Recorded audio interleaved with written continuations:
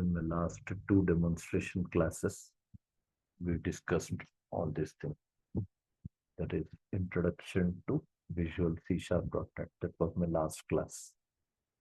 Yeah, this complete introduction we have seen yesterday. C#.NET is called general purpose, simple, modern, object-oriented programming language used to develop what console and window-based applications. What is the meaning of general purpose? Here I mentioned. You can develop various types of applications using C#, desktop, games, mobile applications, cloud services, web applications, enterprise applications, these all. Simple is easy to learn, easy to use. Syntaxes are very clear. Type safety. Tools will make your code very simple in understanding, writing. Community support we have. Then we studied about modern. Yeah. Then we discussed about object-oriented. Then I made all these important points. Right? Today, we'll understand the first feature that is called platform independent. Yeah. What is platform independent? In one of my batches of .NET, I already have come up with these architectures. We'll just directly understand them. Okay. File. Open. Online session.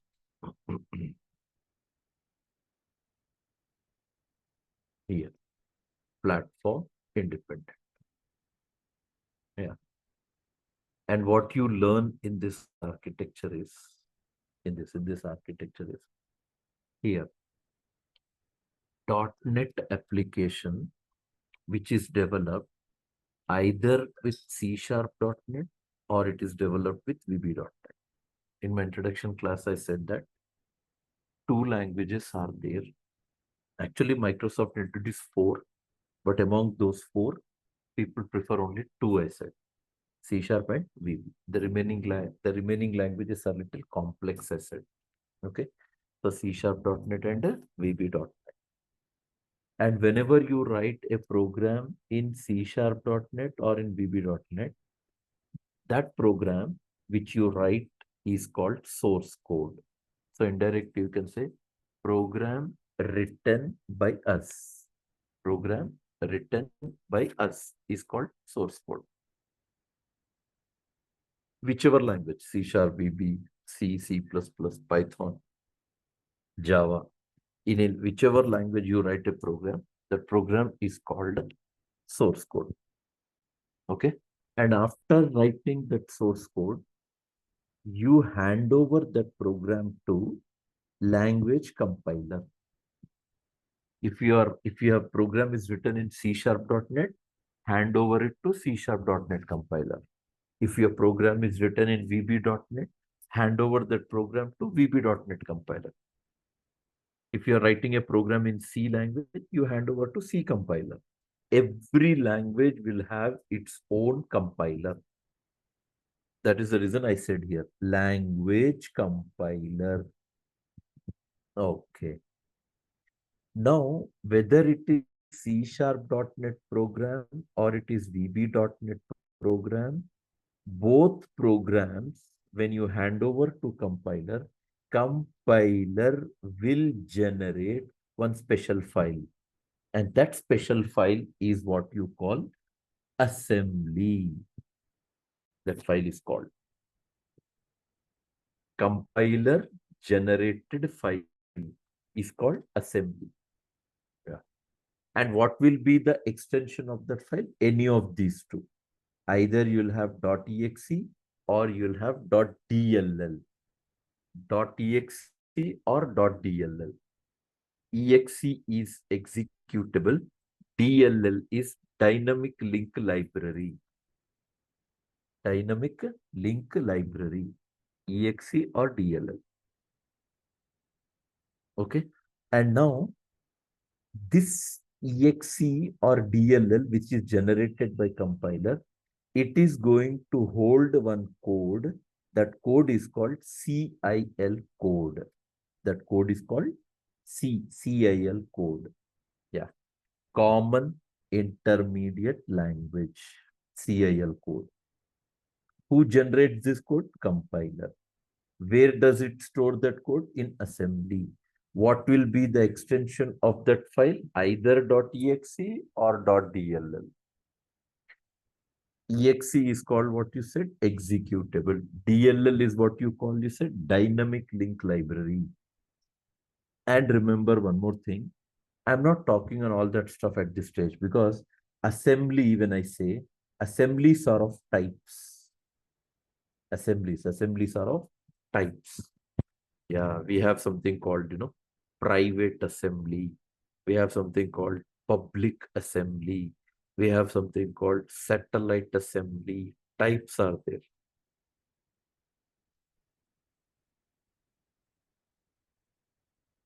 Private assembly, public assembly, and satellite assembly. Three.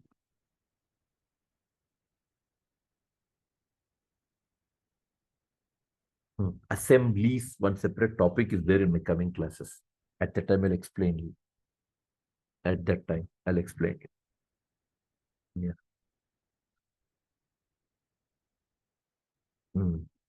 And that assembly, which is containing CIL code, is called PE file.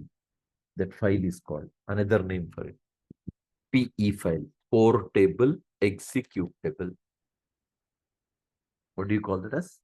PE file, portable executable. And that CIL code will be called by other names. One is called MSIL code, one is called byte code. MSIL is Microsoft Intermediate Language, and the another name for that is byte code. Yes, MSIL code, byte code. And the problem, this Microsoft Intermediate Language, you call in older versions of .NET, we used to call that as MSIL. In older versions of .NET, we used to call by name MSIL code. And then Microsoft has changed that word from MSIL to CIL code. Which format it will be? Binary format. CIL code actually comes in two formats. CIL code you'll have in binary format, CIL code you'll have in text format also.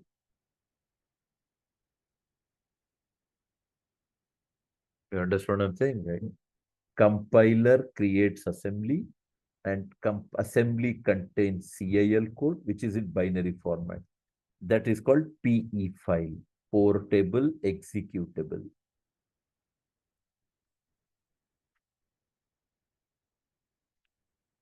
And even this part is there, DLL. Yeah, I'll just write. I said, no, I'm not going to explain you those things at this stage. Coming classes, when we start our practical, at that time I'll explain you. What did I say? Assembly. How many types? Private assembly, public assembly, or you can call shared assembly. Other is called satellite assembly. Three types of assemblies will be there. How many types of CIL code? CIL code will be two formats: binary, text. I discussed only about binary. Yeah, and one more part also I'll say. This DLL, I said, na? DLL, dynamic link library, DLL. DLL will be of types again. DLL will be of types. Like what types? One we have. One. Yeah. One we have. Win32 DLL. This is one type. COM DLL. Second type. .NET DLL. Three types of DLL.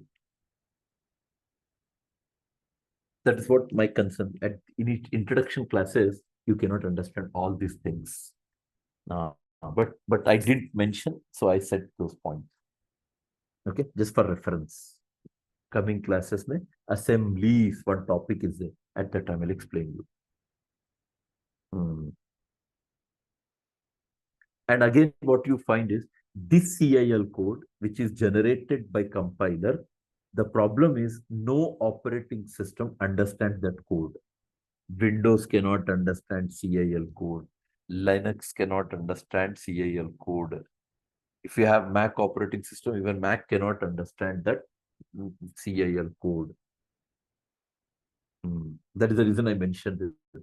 No operating system understands the CIL code. For that reason, what Microsoft has done, Microsoft has provided one special software called CLR. Yes, here, one special software. What do you call that as? CLR. Yeah. Common Language Runtime. That is for Windows. And for Linux operating system, Microsoft has introduced one more CLR that is called Mono CLR. Mono CLR.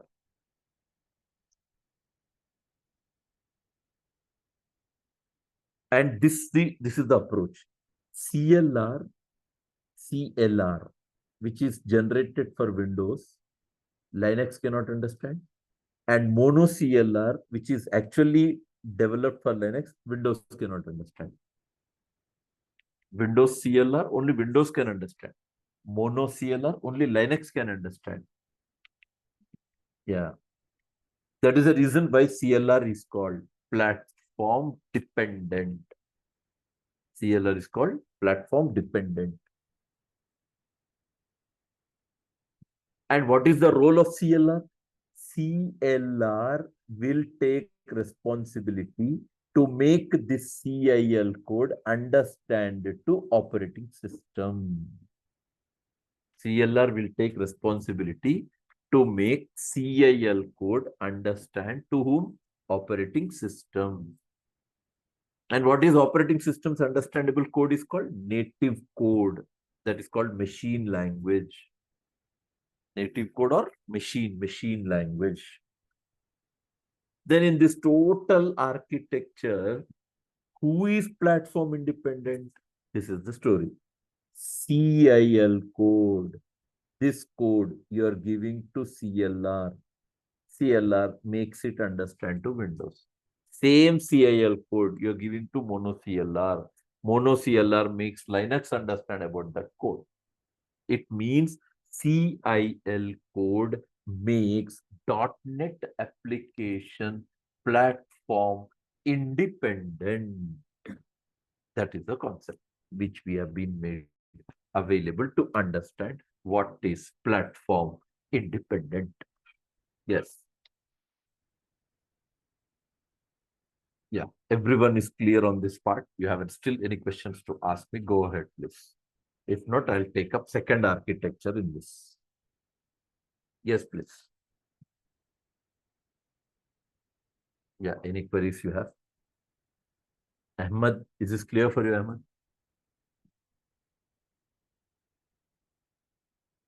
Gaikwad, Sai, Yes. clear? Okay. Srinivasan, Yes, sir. clear? You have anything to ask? No, okay. Just second architecture, we'll understand. Second, now we'll understand what is the internal working process of compilation and execution. Okay. Let me just show you first. Architecture of code compilation and execution. Yeah. Now listen carefully. Carefully listen. And what you have to understand here is here. First part is same only. First part. Write C#.NET application that is called to be a source code, which is found to be a .cs file. That code you give to language compiler. Language compiler. Yeah. Which language compiler? You want to see that? Yeah, one second. I just show you. Name I'll show you. For C# what compiler? For VB what compiler? Yeah, open. Develop. This is one tool which your .NET software provides. One tool it is. Okay. Yeah. I just will increase the font size for this. I just increased. Okay. Anyways, say okay. Yeah, increased. This is one tool I'm saying. Which compiler you want to use? If it is C sharp, you use a compiler, CSC. Yes, C sharp compiler. Can you see here? Here. C sharp compiler. And if it is your VB.NET, VBC. Yes, Visual Basic Compiler.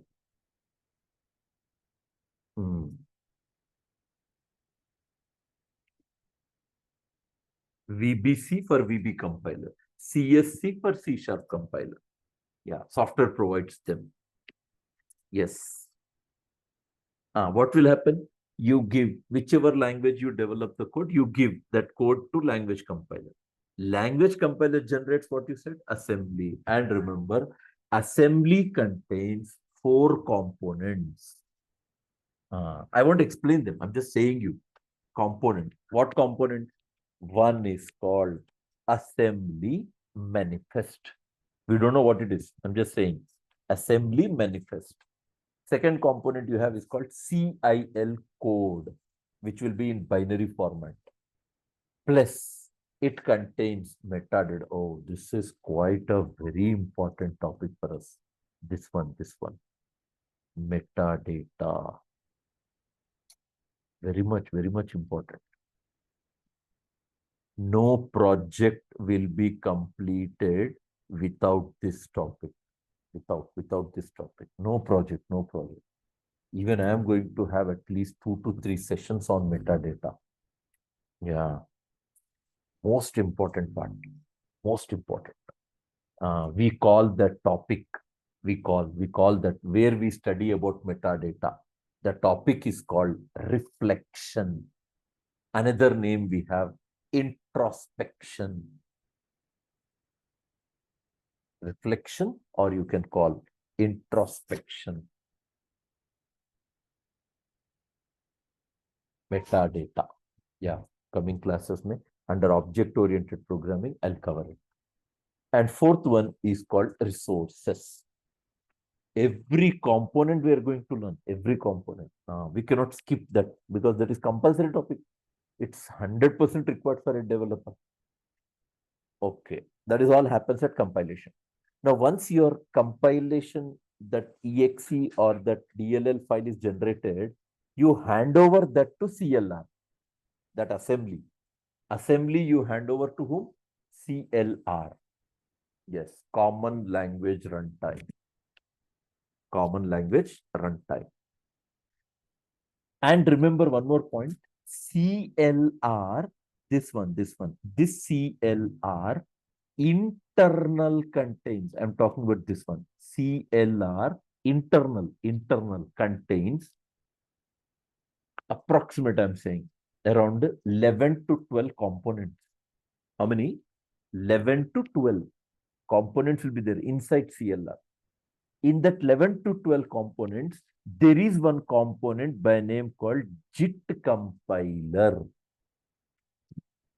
What do you call that as? JIT compiler. That is called just-in-time compiler. So you generate this language compiler will generate assembly, and this assembly you give to CLR, and CLR will give this CIL code to JIT compiler. Why? Because CIL code OS cannot understand. For that reason, we are giving it to CLR, and CLR will transfer that code to it's one of the component available in it called JIT compiler. Yeah, 11 to 12 components we have. Yeah, we are going to talk about them also. JIT compiler. Okay. AMM. Right? GC. AMM, GC. EM. SM. Components I'm saying inside CLR. These are all components. Yes. Just-in-time compiler. Which just-in-time compiler? Remember, JIT compilers will be of 3 types. 3 types. I'm talking about normal JIT compiler. Normal JIT compiler. What that normal JIT compiler will do? See, I'm just saying you what so that you can understand the importance of this JIT compiler. For example, assume in programming language, when we write program, we come across something to write in program called if condition. Yeah, programming. In this if condition, here I write 20 lines of code, else here we write some 12 lines of code. Yes.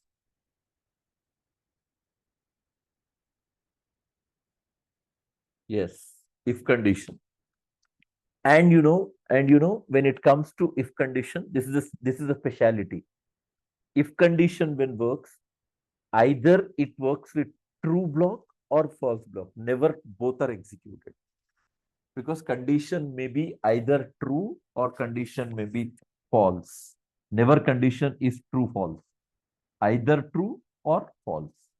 Now, what am I saying is, if at all condition is true, if condition is true, then JIT compiler will translate only 20 lines of code to operating system understand. That is called native code. If condition is true, I'm saying, if condition is true, then JIT compiler will translate only 20 lines of code. It will not touch false block. If condition is false, then JIT compiler will not touch true block. It will touch only false block. Any one it will translate. That is the reason I mentioned there. Translates required code in execution. Means what is needed in execution, only that part it will translate. What is not needed in the execution, it just ignores it. Okay, and one more point also I'll highlight here. One more point also I'll say. That is about if condition I'm saying. If condition story is this one. And if at all you talk about programming, you have something to learn about looping constructs. And I'll write like this, while I less than or equal to 5. Yeah, here I have some say for example, 12 lines of code here. 12 lines of code. And this while is loop, which will have repeated execution. While is loop, which has repeated execution. If condition is not the repeated execution.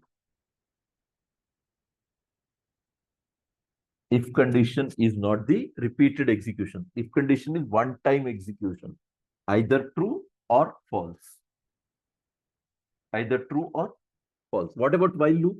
Loops are types of loops are there. I'm not talking about all that. Just saying you, at least you can remember. While is there, for is there, do while is there. Microsoft added one more loop also in .NET called for each loop. Loops are types. So now what is my concern is, loop means repeated execution. So while is a loop.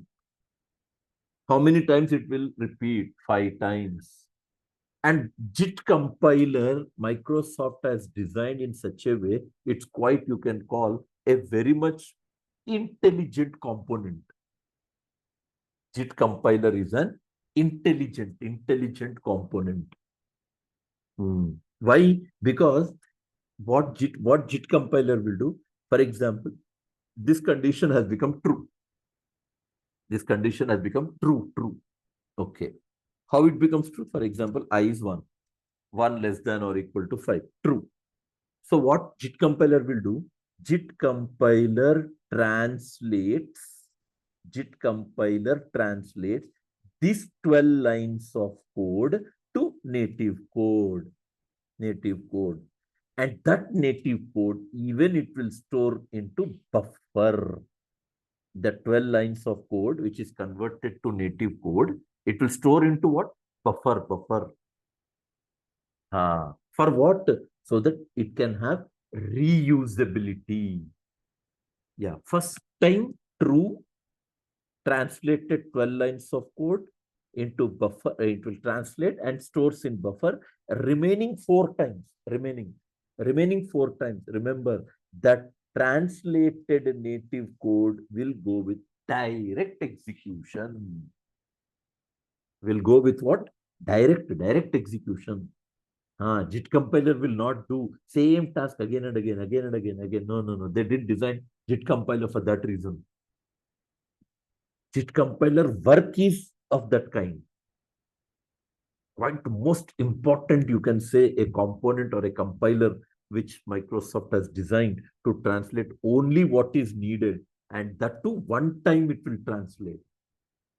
If changes are there in the code, then it thinks about recompilation. If changes are not there, then definitely it will go with what? No, same execution. Run a program, you write a program, compile a program, run a program. When you run a program, we know that that while loop needs 5 times execution. One time it will translate, 4 times it will execute directly. Yes.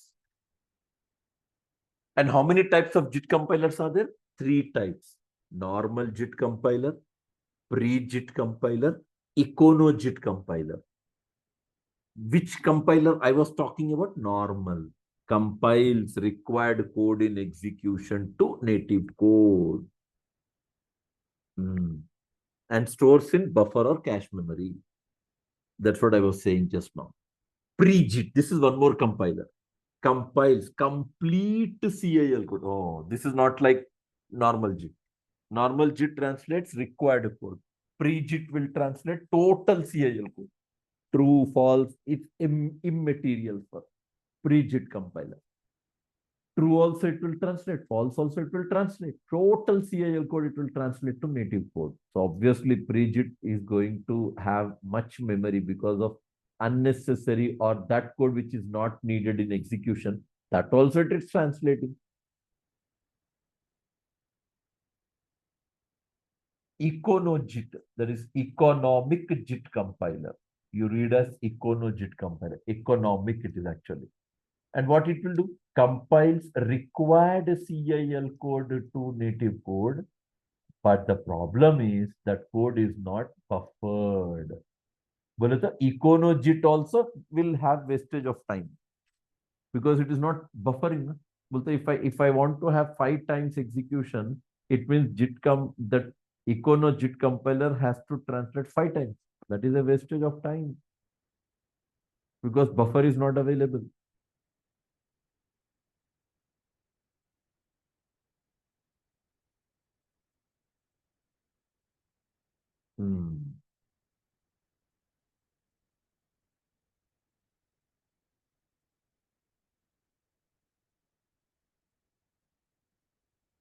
That is the compilation and execution process of a C#.NET application.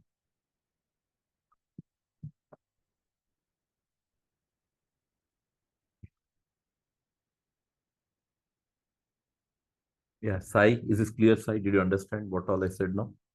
Yes. Okay, right.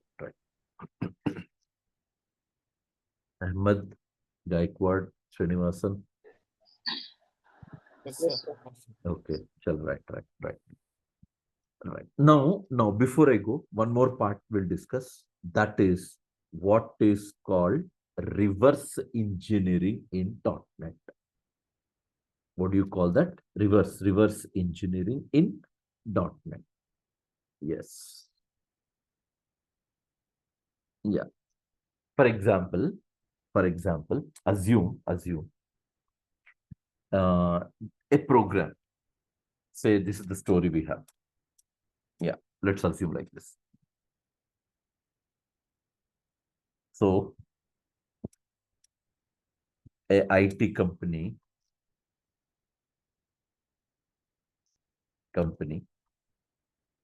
where we all are developers in. Okay.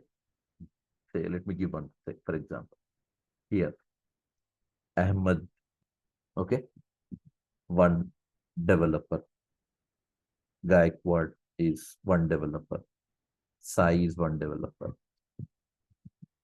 Srinivasan is one developer. Myself also, one developer. Shareef.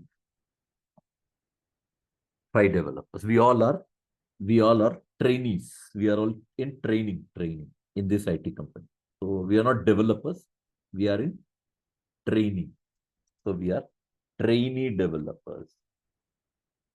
Yeah, we are not yet into any project. We are all in training. Okay. Now, the point is this company in which we are all employees, and the two as trainers, we are in training division, we are in training. Say, for example, we are given by one task, okay, one program. Yeah, one program they asked to write. And that program is to develop something called slides triangle. One code it is, one program. That program name is slides triangle. A task they gave us. Yeah. Yeah, this is one program that company has given. Yes, this is a program. Hmm. And this program has been given to all of us, obviously, since we are all in training. Ahmed has been asked to do that program. Gaikwad also asked to do that program. Sai also has been asked to do the program. Srinivasan has also been asked to do that program. And for me also, they asked to do that program. Yeah, Shareef also, they asked to do that program. Yeah, yeah. Now, point is, we all are, you know, keeping our efforts to find a solution to that program. Yeah, we're struggling. Interesting thing is, for example, Ahmed has done it. Yes, he completed the task. Yes. And when he writes a program, he wrote a program like this, he said, S, S triangle. Yeah. Something called, slides triangle. SLDS. Yeah. Slides triangle. .cs. And he successfully completed that. So for him, this also got generated. EXE. That's called assembly. I'm talking about Ahmed. Ahmed has completed and he got that. Okay. And the same task, even Srinivasan has completed. Yes. And Srinivasan gave a program for his name like this, assignment.cs. He gave the program as assignment.exe. This is Srinivasan's program. And we three are struggling. Gaikwad is still doing, Sai is still doing, myself also still doing. But we all are in the same company. We are all trainee developers. Now, interesting thing is, what I will do, as I'm still struggling, I'm not getting logic. Time is, I mean, they asked us to compulsory submit that. So what I will do, I will approach Srinivasan. I'll approach Srinivasan. I'll ask him that, is it your program completed? Yes, answer is yes. Then I'll ask him, please share your program. Please share your program. And what Srinivasan will do, Srinivasan will not give me source code. He won't give me source code, because his efforts, he struggled to get the logic of the program. Just like that, he can't give me that program. But since I went to him, what he will do, he will definitely help me. He says, okay, take this program. Yeah, take this program. Yeah, you can run the program, you'll get the output. Yes. I actually collected from him. I copied the program from him. Someone's efforts, I simply copied. Okay. But what Srinivasan has done in his program, whenever his program is executed, I'm talking about Srinivasan program. Whenever Srinivasan program is executed, first you'll get output. First you'll get output. And after getting output, just 1 second,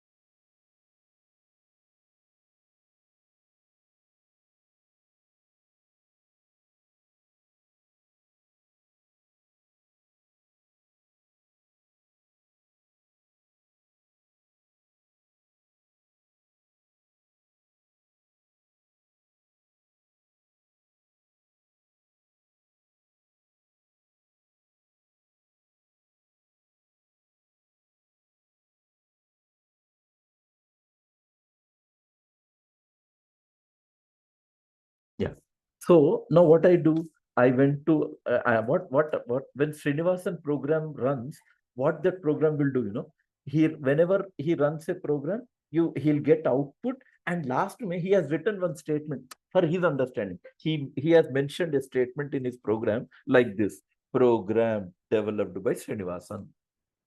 Yeah, something he mentioned for his identification. Program developed by Srinivas. So obviously, think for a while.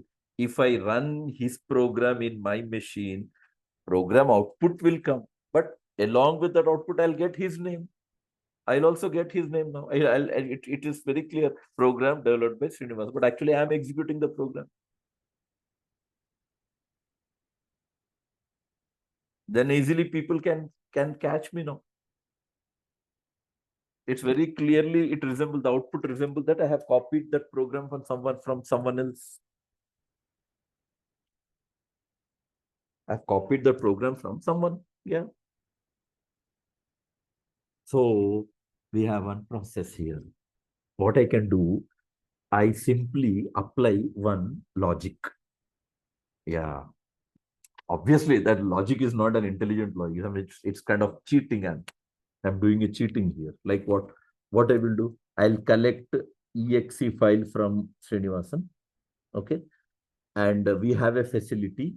I will convert this exe to CS. But from exe, I'll generate source code. How did you get exe? From source code, you got exe. From source code, you got exe.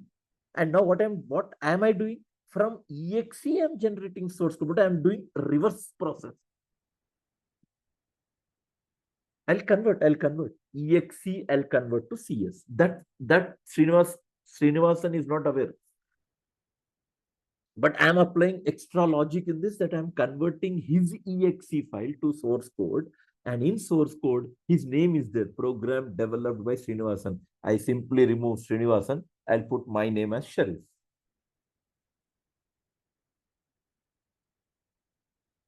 See, someone's efforts, someone is enjoying.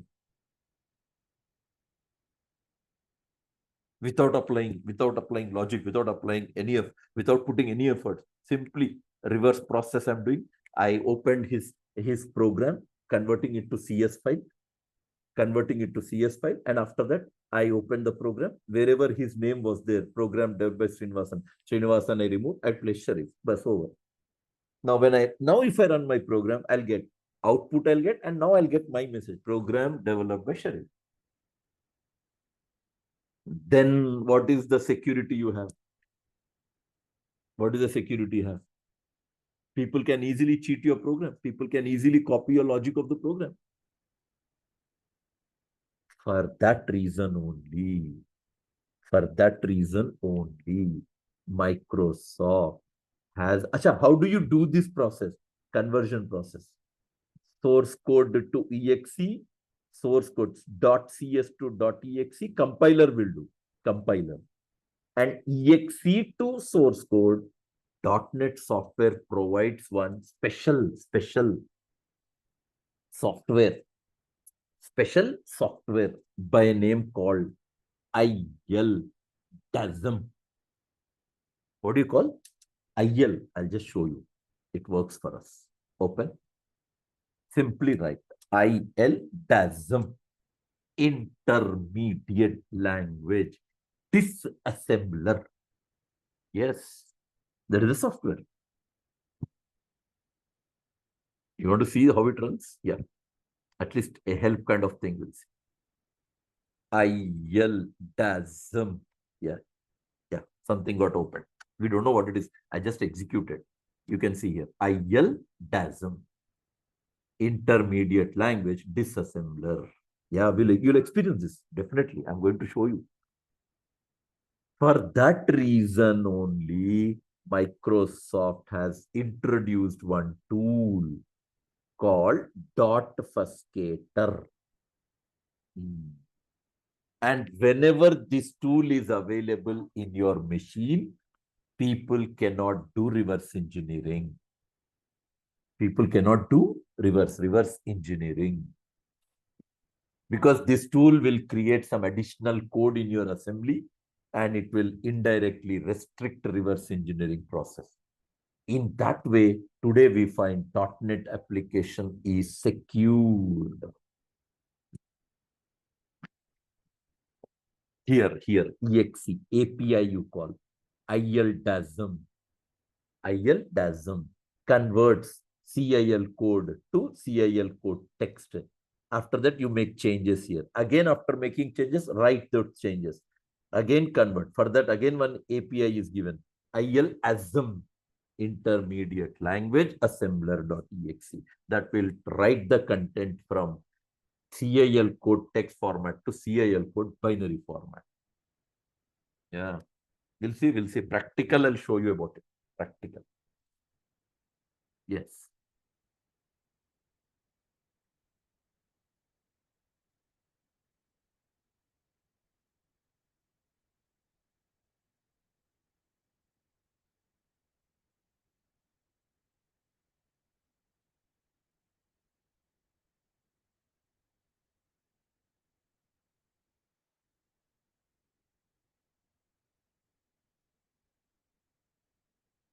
Yeah. Any questions you have?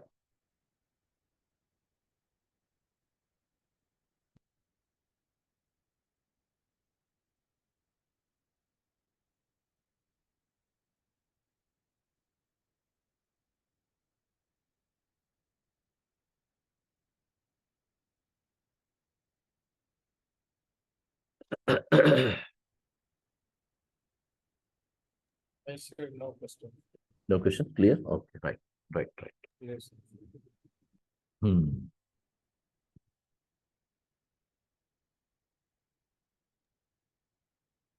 Serif sir, you know Tamil? No, I don't know. No, I don't have. So you speak Tamil? You understand? No, I don't understand all.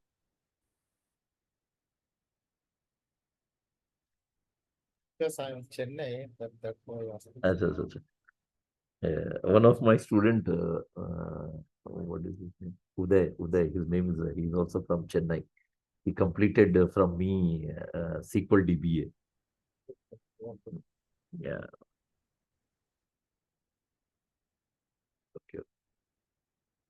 Okay. You're following me, right? That is important. Okay. Okay.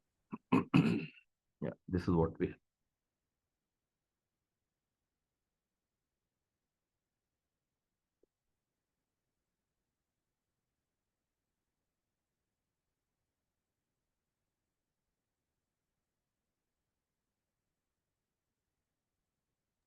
Tomorrow class or Monday? No, Monday. Next class will be on Monday. Okay.